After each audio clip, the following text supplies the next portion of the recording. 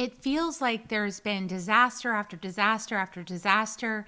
And in the middle of all of that, there's this opportunity not to bypass how it feels and the grief and the loss and the devastation, but side by side to hold that with the opportunity to create something new and to really step in as the captain of your own life. Today's guest is Andres Schabelman. He has written a book, Captains Wanted. And this is such a potent, powerful, humorous, lovely conversation. Tune in, join us to find out more. Soul Nectar Show, the Soul Nectar Show. You're invited, delighted to discover who you are. Anything is possible if you believe. So join us on this beautiful journey. Soul Nectar Show, Soul Nectar Show. Hello and welcome to another episode of Soul Nectar Show, that show where we talk about all things essence, where we gather around the campfire that our ancestors sat at before for generations and thousands of years, and we ask the big questions, and we get curious, and we explore, and we delve into what does it mean to be here on this planet at this time? What is this Earth experience? What is it being human? What does that even mean? How do you do it right? How do you do it well? All those questions. And I'm your host, Kerri Hummingbird, and I love having these conversations week after week with just really unique human beings that I tend to run across or that run across me. And it's so fun. And we get to bring them to you, and we get to have conversations and involve you in it. And always, always, always feel welcome to leave comments, to let us know what you think about the show. We really want you to engage because, you know, engaging in life is pretty much the whole point. So really would love you to engage and subscribe to Soul Nectar Show. And we're going to have a really beautiful conversation today. It's something that I'm actually opening to in a different way. But the theme is Captains Wanted. And that's because that's the book of our guest. And you're going to meet him in just a second. It's really exciting. I have also been stepping into this idea in a different way of rainbow warriors, because you guys, now is the time. Like, we came here to awaken human consciousness. We came here to fully embody the rainbow body. We came here to do what the Buddha and the Christ and all the ones before did. And we can do it because they did it, and we can too. And that's what we're here to do. We're here to do and be that. And that takes some mastery, and it takes some engagement, and it takes some desire, and it takes some action and some determination and some showing up and some willingness to be present for the journey. And I have a feeling we're going to have such a great conversation, because the book is Captains Wanted, and it's by Andres Schabelman. And you are here with us. Welcome. Thank you for having me. Wow. What an introduction. Amazing. I love when it comes through like real easy like that. Yeah. First take. Everyone's always asking me that you didn't do like multiple takes. No. That's the point. When you get the rainbow body, you don't have to practice anymore. You just be. I don't know a lot about this rainbow body persona archetype character. What is it? What do you feel when you think about it? I feel like it is someone who exudes love and compassion and care for others, the planet, and oneself. That's exactly what it is. Okay, nailed it. Good job. And you guys, if you have a different meaning, please put it in the show notes, because we want to hear from you. So how does this guy write a book called Captains Wanted? Let me tell you a little bit about Andres. He is a tech entrepreneur. You guys, why does technology breed creativity like this? I think it's the boredom. I don't know. It's like the stress, the boredom. There's got to be something more that just inspires us to get out there and find out what else there is. But yes, the tech entrepreneur was one of the first 30 Airbnb employees. By the way, I love Airbnb. Airbnb is awesome. Yeah. I use it all the time. I stay places. That's so cool. I'm glad that you were part of that. Me too. Built a successful career helping expand businesses internationally, culminating with being on the floor of the New York Stock Exchange as a VP of International Expansion at Fiverr. Fiverr, another service I use. I love Fiverr. It's great. Hmm. I use it too. Oh, it's great. I saw that and I was like, Fiverr and Airbnb. I like both of those businesses. So, Andres has a master's degree in public policy from Harvard Kennedy School and a BA from Williams College. And these accolades, among others, matter less now than the current dream of showing the magic and power of human connection around the world. It's funny how that happens. It's like it doesn't matter anymore. The status is like, that's nice. I mean, great education, great fun, right? And then what are you going to do with it? And he was born and raised in New Orleans. Gosh, New Orleans, beautiful town, to Argentine Jewish parents within a broader Colombian immigrant community, and traveled broadly and nomadically with a base in Mexico. This is fun.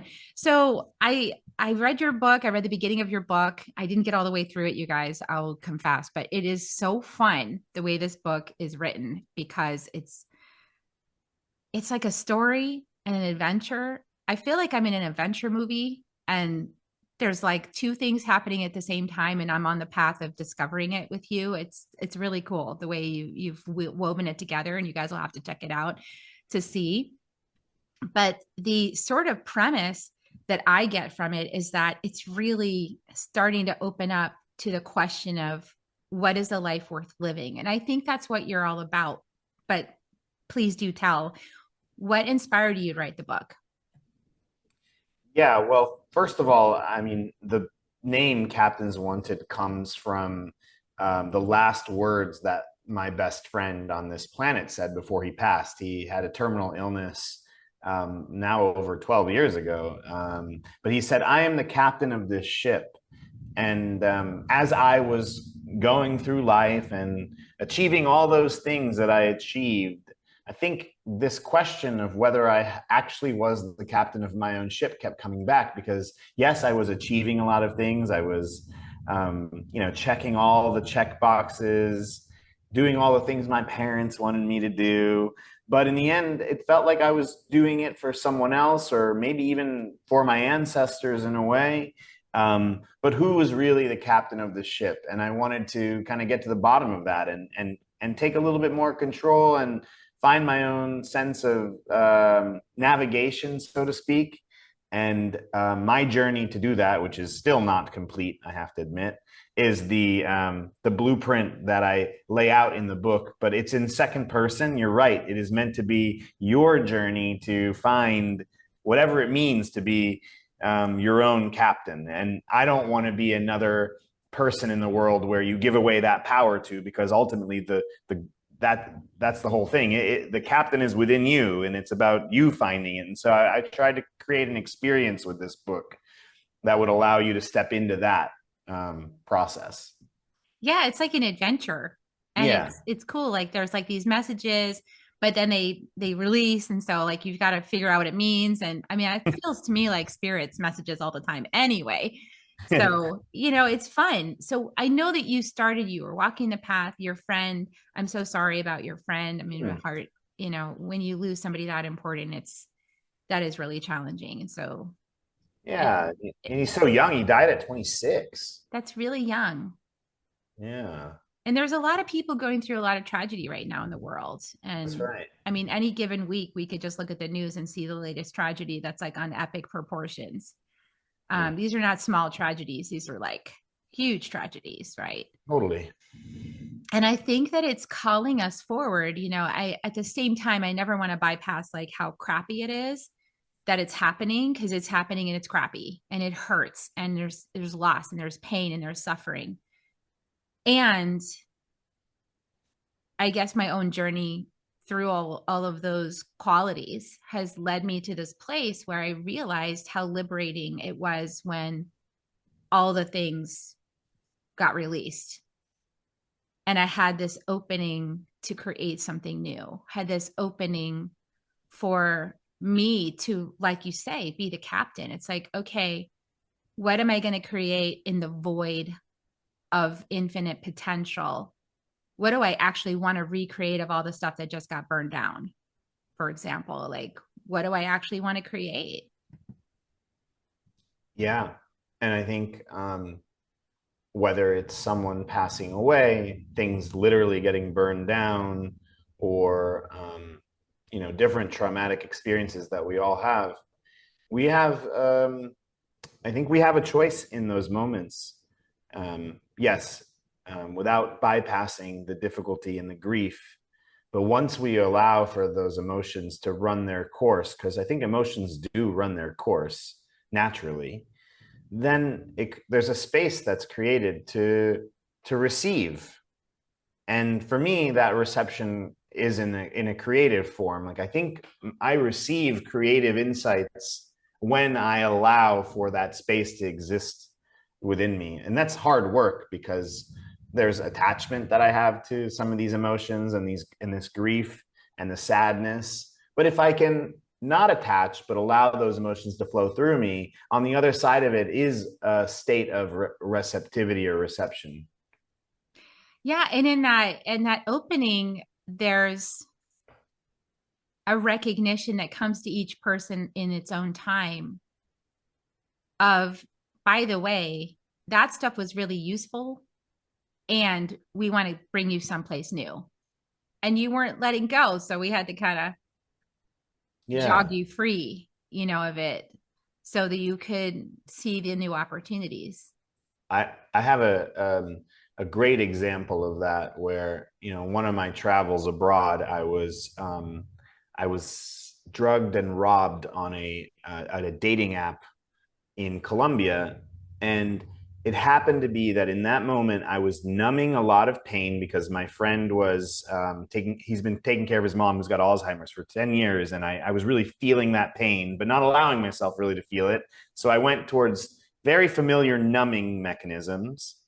And then it just so happened at that time, I was also over identifying with money. And well, the universe had an amazing way of kind of knocking me over the head and being like, hey, you really got to look at your self-worth and numbing stuff. And you really got to look at like this whole thing around money that has never actually really meant that much to you. So maybe we can maybe it's time to look at it. And I think, I definitely, I went home, I cried in my mom's arms. I did yoga for a whole month, just every single day, really allowing myself to feel the pain of the experience. But then when I kind of came out of that, it was time to create, and it was time to also do the things that I needed to do to really care for my own energy, to really feel emotions, and to come back to myself.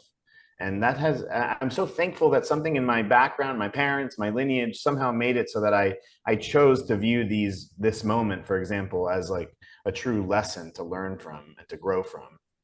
Yeah, that's a traumatic experience. I mean, I imagine I've never had that kind of experience, but it's got to be traumatic. Most of my losses were self-induced. So, it's Well, like, deciding to leave and deciding to walk away from a situation. yeah.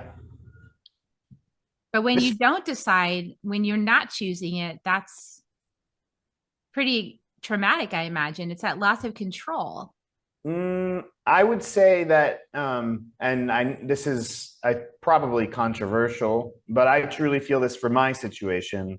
I think I did choose this. Mm. There were ways in which I really actively ignored red flags. Ah, I I was in some sort of an inertia for this experience to happen. And I'm very lucky to be alive. But there was some agency and choice that I had in bringing this about, for sure. so what I'm hearing you say is that it really taught you to listen to your intuition. Yeah, and to care for to learn what I need to do to make sure that I can listen to my intuition, right? Like one of the things,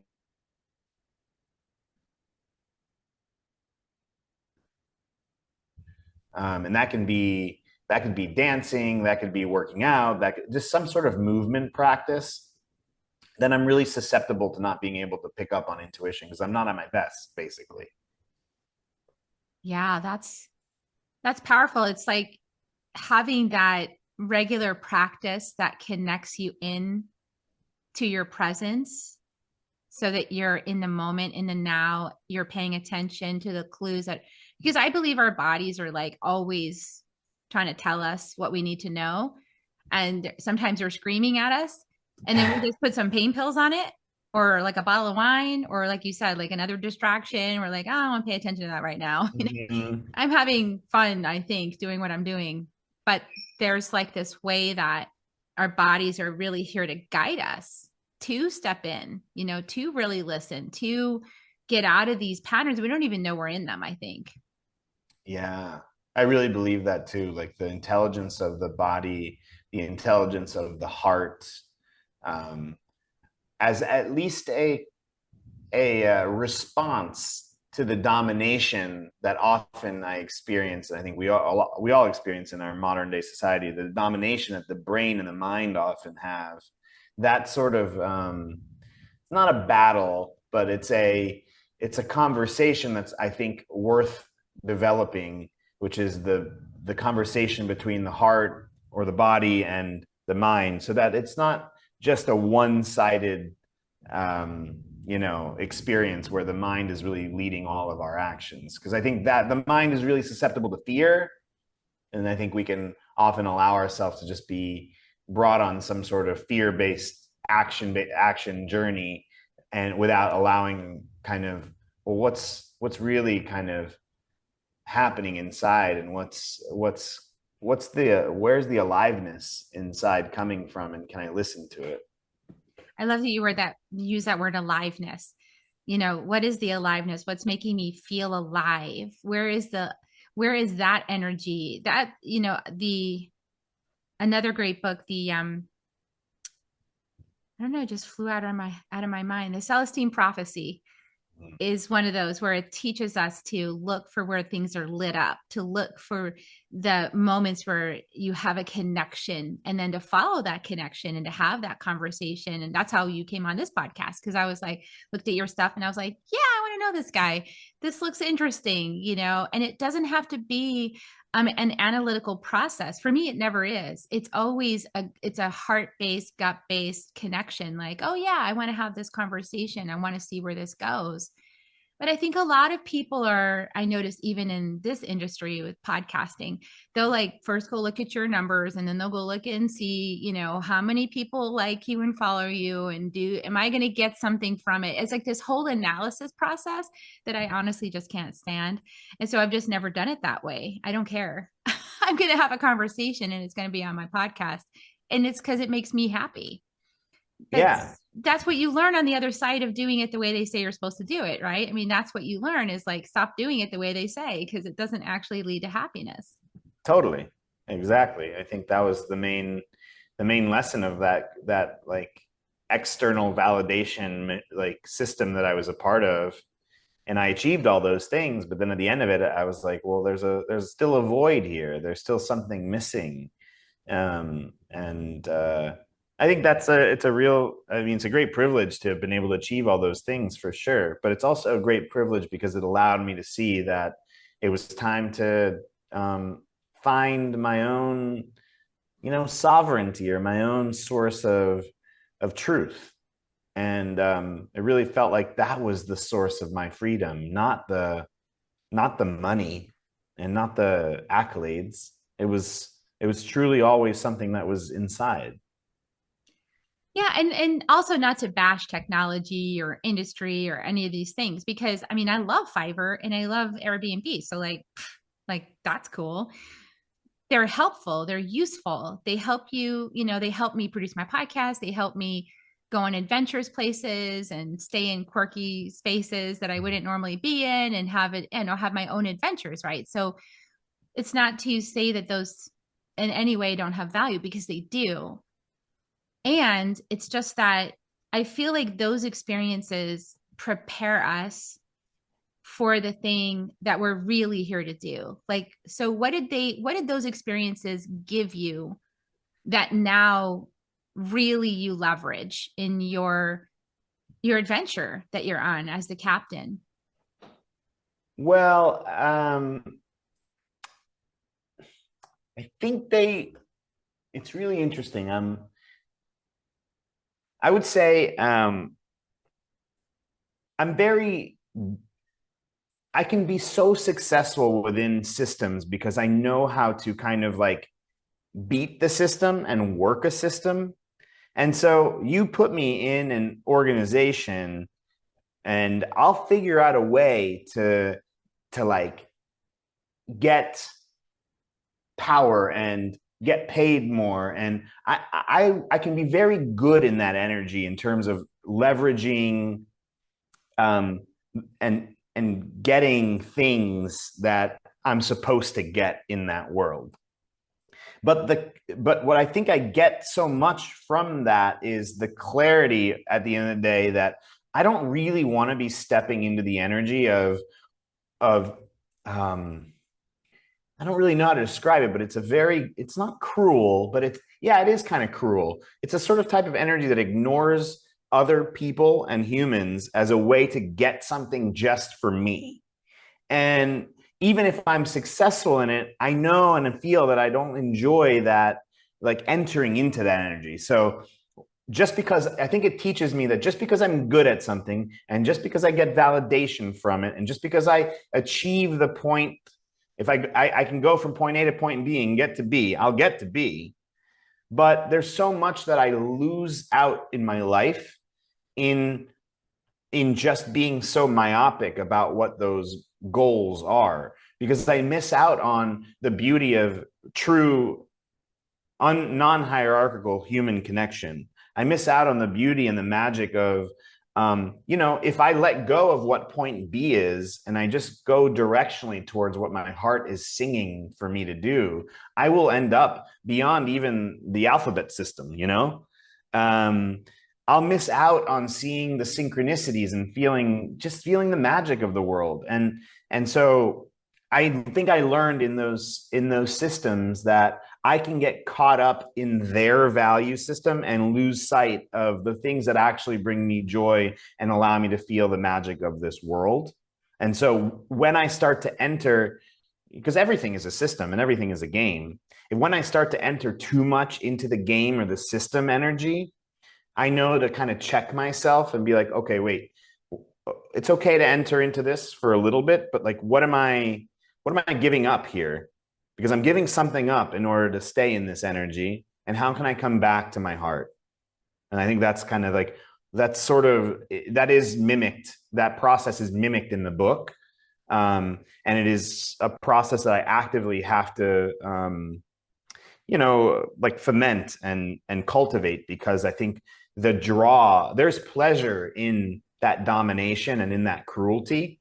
So I have to be aware of that pleasure and choose to use that pleasure for something that is like an expression of my heart rather than an expression of my ego or my expression of something that is a little bit more like shadowy. Yeah, you just described that really well. There's a lot of conditioning towards, I think our whole upbringing is conditioning us to go after competition and to, be better than, other people rather than simply be your best self, like whatever, and set your own value system for what that means. We're sort of here to adopt the external value systems. And yeah, living that life it's not satisfying. It's empty. Yeah, sure. I had like a beautiful house in Silicon Valley. Mm-hmm. When we sold it, it was like $1 million. I had that life. I was a consultant. I was really highly paid. I did a good job. I'm smart. I know how to figure things out and get it done fast with the least amount of effort because I'm lazy. So I know how to do that. But that's not soul gratifying. So like every morning I would wake up and do art, even when I was working my tech jobs, I get up extra early, paint at least an hour to do my passion before I went into the dark, dismal cubicle world with like fluorescent lights and just like where everything just sort of died a little bit. And I remember on my path when I went, everybody thought I was crazy because I didn't have my name. I had my old name. Everybody knew me under my old name. And when I changed to this path, I went to a spirit's name. I was like, oh, Kerri Hummingbird. I like that. And so I eventually changed my LinkedIn. And of course, everybody in Silicon Valley thought I'd lost my mind. They're like, what is she doing? She's totally crazy. they knew I was doing this path, this energy healing path. And I was going to Peru and I was studying with the shamans and I was, I was taking the journey and I was lit up. I was lit like I am now, like super happy, enjoying my life, really loving this. And a couple of times a year, I'd have to go back to the office because I worked remotely.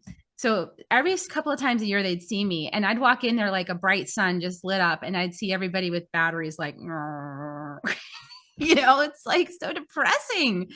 And it's because we're putting all of our intent and our focus towards something that doesn't actually light us up, just pays the bills. I Right. think we really need to look at that in this culture, in this society. Yeah. Because I think if when we're lit up, we're kinder to ourselves. And when we're kinder to ourselves, we're kinder to others. When we're actually living a life that we enjoy, we care. We actually care. And when we care, we make different choices, I believe. What do you think? Yeah, I mean, 100%. I think um I think a lot of us, man, I think a lot of us are hurt in the space of connection with others. And then um we create separations between ourselves, between us and our emotions, and we have societal aspects that really kind of drive that wedge, in us. The corporate system does not value your own emotions and self-expression because that's a threat to the hierarchy. But anyway, we have a whole system that makes it easy for us to create separation between us and our emotions. And my own process to come back to my own wholeness and my own unity is, in fact, the process to come back into wholeness and unity with others. Because as I heal those parts in me that I've abandoned, and I can look at the parts that I don't like and that I don't want to be near inside of me, I now come back into community with others, and I now see my judgments or the things that keep me separate from others, or the things that or the people that I push aside. I see that more as a part of my own psyche. And if I heal that within myself to get closer to those parts that I push away, then I'm also doing that in relation to others. Yeah, it's a totally different way of looking at relationship. Instead of like, that person's pissing me off, I need to get away from them. It's like, oh, that person's pissing me off. Cool. Let me go find out why. There's some part of me that needs to heal, and then the whole thing changes because you're no longer blaming that person for just being who they are in the moment. They're just, you're just happening to see, yeah, something in yourself that's like, I need to heal that. That's something I really, and this is up, like, I love because you also talk about like, say, like your masculinity, what is modern masculinity, and it's dangerous to start throwing these labels out because they do create more separation. Because there's been a lot of people, I'm a female, so I'm familiar with the female, situation, and it's a situation of being a little bit more emotional, having more access to emotions and feelings in general, not everybody, but in general, having a body that's equipped for that, for sure. Like all these sensory, we got like what, 3 times the sensory capability of a masculine body. It's just built in, but we're told not to feel those things. And a lot of women follow that model, and then they become like men. They become like men, right? Like, and so they shut all that down and then just operate from the mind, because that's how people are trained to think, that you get ahead. And so everybody's doing it. But when we can slow down and say, wait a second, there's something more powerful here. And if we wake it up, we'll have a whole different experience of life and everything. And I started doing that, but it's messy, so it doesn't stay within the box. It colors outside the line. It leaks everywhere. It literally leaks and seeps all over the place when you open it up. And it does that for a while until it clears. And then there's like this beautiful potency of that energy. And that energy we call feminine, the divine feminine, right? But that doesn't mean that it doesn't happen in a man's body. It happens in whoever's body when we decide to open it up. I do think female bodies have a little bit, sometimes more intensity related to it. But then that's just kind of a label too, because we have human design and we know that some people are emotionally centered and some people are intellectually centered. And so, it's all over the map. We could look at it so many ways, but I think we all have access to what you're talking about. How would you talk about it? Because I'm just curious, how would you talk about these energies within you? Would you give them a name? Would you talk about Right. them differently? Um, I don't think I would give them a name because the names themselves come so loaded in our society. I know that there are moments when I enter into energy that is associated with what people would describe as feminine or what people would describe as masculine, but they come in um, well, I guess I don't know when they come, but they come in when they come. It could be my own hormones too playing a role. Right? Um, but yeah, so if I allow myself to enter into the different energies that are arising inside of me, there are moments when I enter into nurturing, protective, provider, focused, unfocused, emotional, unemotional, like all of those whatever characteristics that we use to describe one side or another side, like they all are inside of me. And I just have to be a witness, a willing witness to the emotions that are arising, and then align my heart and my actions and my words to what is arising inside of me, and separate from, and I think that truth of of of action from that place is divine.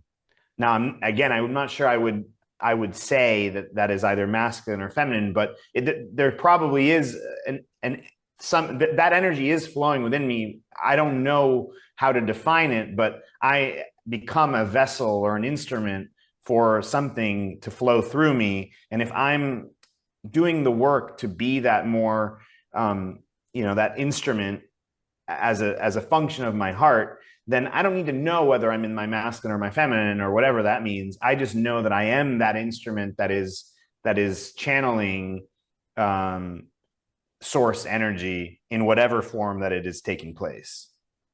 Yeah. And that's in that willingness to allow yourself to morph through those experiences, right? To be filled by those experiences, to have them wash through you and to Mm-hmm. stay present with them. That by itself is a courageous choice. And that's the choice I think that unlocks the most human potential for an amazing life. And when I say amazing, I don't mean like I never ever have any problems and everything just works out exactly the way I wanted it to, because Right. that is a delusion. I believe there's still people holding up that delusion, but I feel like it's delusional. I think that we are here to feel anger, we are here to feel joy right next to each other. Like I feel like all of it could happen within a span of 15 minutes, and that would be life. That would be in its fullest. What I do you agree. think? No, I agree with you. I think like um, to be a vessel for energy to flow through, and for my heart to be like a yeah, just a vessel for energy to flow through me in whatever truth and authentic expression that is. That to me is life. And yes, it comes with pain, with sorrow, with create. Sometimes it even comes with causing pain to others. um, and to be able to stay with our, I don't even know if goodness is the right word, but to stay with our human experience, even when we cause pain to others and ourselves, to so that the energy can continue to flow through us. Yeah, I think is the gig. That's the gig. Yeah, and that cleans up relationships remarkably, um, when other people are doing the same thing. Right. So, Right. because sometimes, we have to follow the guidance that's coming through us. When we follow the guidance that's coming through us, we stay in the energy you're talking about. We stay in the flow. We stay connected. We're like in it. When we try to figure out how we could do something that then wouldn't affect somebody we care about because we want to be sure, we start to compensate and we start to um, muck with the energy so as not to be an agent of pain, that's when things get really complicated. They get very complicated. And it's not easy. I mean, I'm a mom, so this is not easy energy, to work with. When you see your children struggling or they're going through something, it's like, yeah, I'm not fixing that. Love you. Totally love you. Watching you Right. suffer every day. I'm really not fixing it. I really want to fix it, but I'm really not going to because I know I can't actually fix it. That's the truth. I can't. I can be compassionate about it, but it does bottom line everything. It gets it to this place of, and maybe that's the rainbow warrior. Maybe that's the captain, is that bottom line. It's like, it's you. Nobody else is responsible. Totally. It's you. Yeah. And we're just players in your play, helping you through just being ourselves to face the things that you didn't want to face in other lifetimes or whatever your belief system is, but like face the things that need to be faced. And just by being ourselves, we're helping you do that. So like blaming us or being angry with us for that is like, we start to realize at some point that's ridiculous. Right. I actually think your metaphor, it's not a metaphor, but your real life example of how you interact with your children when they're going through pain and difficulty is also a really great model for us to follow within ourselves, because I think in many people in our childhood, we're often not met in the space of compassion and listening. And so internally inside of us, we run a program where when we're going through things that are difficult, we try to convince ourselves that we're not actually going through that pain. For example, we say, "Oh, you should be feeling better because you should be grateful. Where's your gratitude practice?" But in reality, like the way you treat your children when they're going through what they're going through is to say, "I actually can't control your experience, but all I can do is be here compassionately loving you and letting you know that I'm going to be here no matter what." And that's the way that I now treat myself. I sort of reparent essentially my own self and show up for myself so that I can reassure the part of me that goes into despair, the child, and I say, "Hey, I know what you're going through, and it's okay to have those feelings. And if you do need me, I am here for you. And just know that this will pass in its own time, and I love you, and I'm here for you." And the magic of that, like showing up for myself in that way with such love and compassion and presence and justifying the difficulty of the emotion that I'm going through, has like absolutely been one of the most incredible ways for me to be the captain of my own ship, actually. Yeah, because, we're overcoming a lot of societal conditioning or family conditioning or whatever programming of the matrix that would prevent us from being the captain. Like, in order to be the captain, you've got to make actions. You've got to set the course. You've got to, tack the boat, the sails, right? If you're on the sailboat, you've got to figure out which destination you're going to and how you're going to tack with the wind to get there. And you might make a mistake and run up against a rock. In that moment, whoops, backtrack. Where's the motor? But really it's like in those moments we could really attack ourselves, right? Because we've been trained to punish ourselves for making a mistake. And I used to pride myself, I do it right the first time, every time. That was my whole thing. I do it right the first time, every time, no retakes. And that's kind of crazy, right? Like, that's so much pressure. And I used to do that to myself in the job. I would just like get it right, exactly right the first time. I hated red marks. Like, I hated when there was a mistake and they wrote their little red pen on it. And so I think now I see like that has been limiting, right? Because I've taken smaller risks that I could actually, like before I went on this journey, I took smaller risks so that I could know I could do it right, so that I Right. wouldn't get criticized.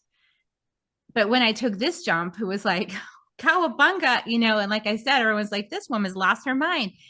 But I liberated myself. I liberated myself from the cage of perfection and the need to always do it right every single time and never say something wrong and never piss anybody off and never, you know, I mean, gosh, that's so much pressure. And I Right. feel like we all feel it. Yeah. I think one of the things that you said there that made me laugh was the like, whoops.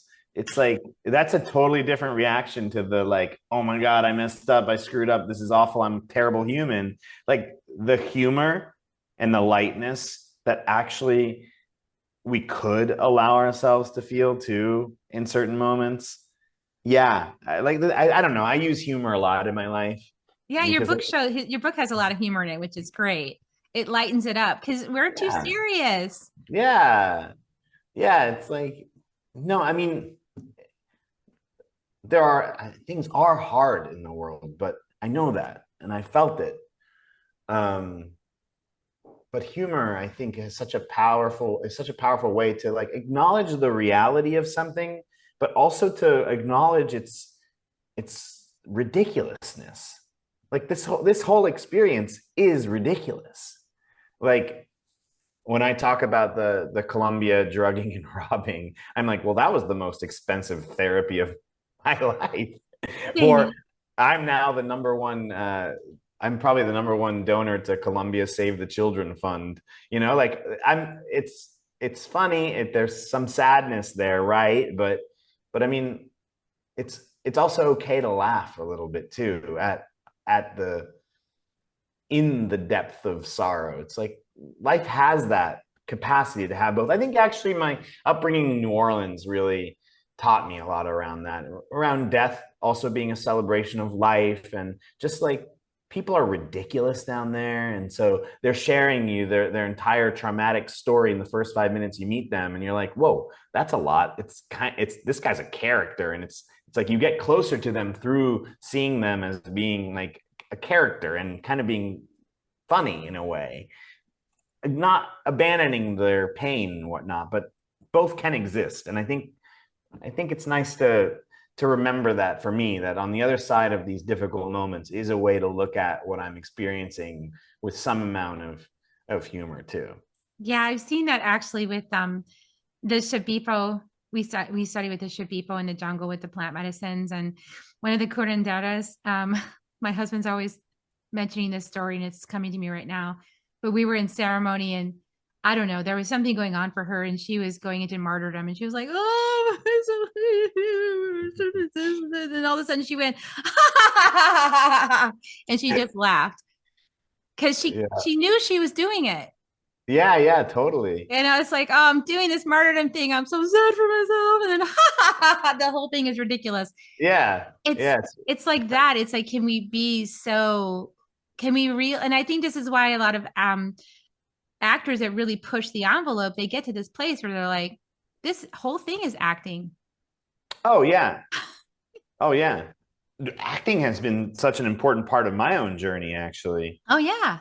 Because like even in acting classes, what I was learning early on was, okay, if you're nervous, for example, don't try to not be nervous because you are nervous. Use the nervousness as part of the expression. And what happens is that the audience will connect with that so much more authentically than if you were to try to mask the and to have some idea of what you're supposed to be. No, no, no, no. Use it. It's all usable. Not even to put the value of good or bad. It's just all usable. It's like raw materials. Yeah.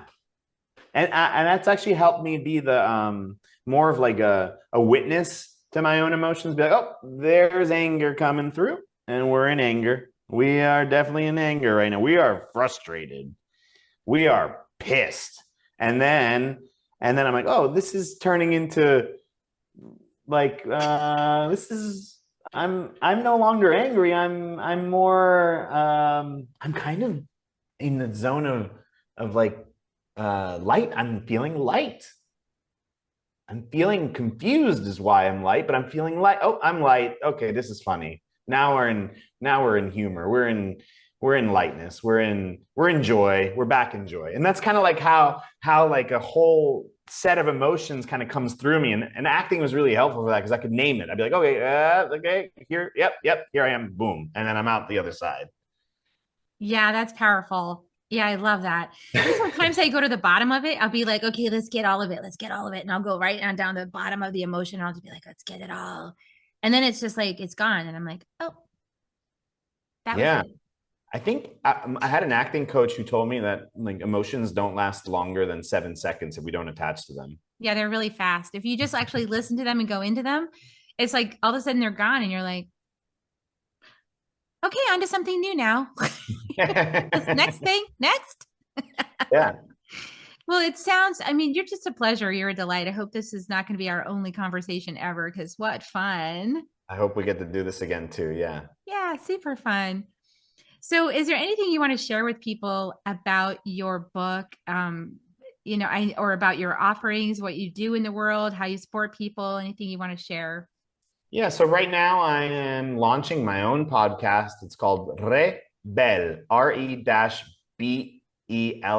So like really beautiful, but in French. So really beautiful humans, but also rebel. I like it. Uh-huh. And that Rebels. launches tomorrow. It's my first episode. Congratulations. Thank you.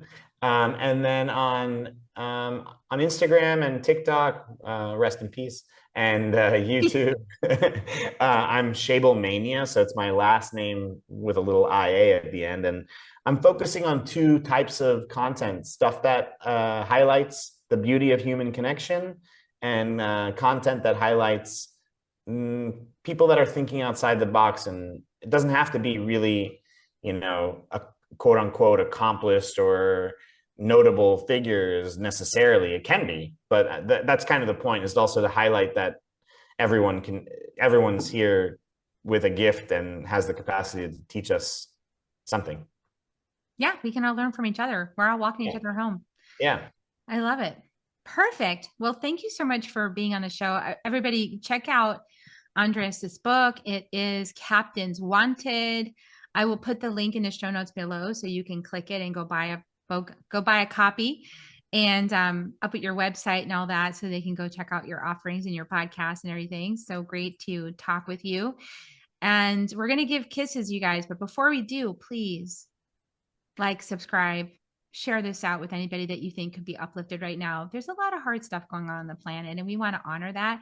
I feel like this episode was really speaking to that. So if you know people that are really struggling or they lost a lot, please share it out. Maybe it'll help. Maybe give them something to look forward to on their navigation of wherever they're going to go next, or charting the course to the new.